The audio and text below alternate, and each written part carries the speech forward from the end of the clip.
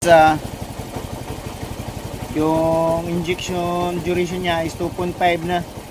Tapos yung fuel trim niya bumaba na. So kanina mataas yun, 20%. So ngayon at least bumaba.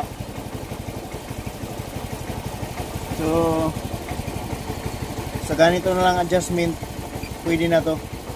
Tapos yung RPM niya 1415. So ito bumalik na, naging 0.66 na. Tapos yung angle niya ay 0. So dito talaga ako nagkaka-problema.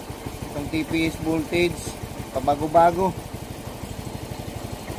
Kanina naging 0.68, tapos naging 0.7, 0.72. So ngayon naging 0.66 naman siya. Wala akong ginalaw dyan.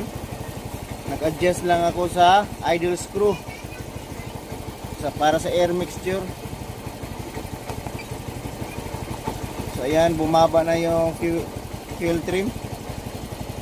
So dyan na lang siguro, kasi kanina mas mataas.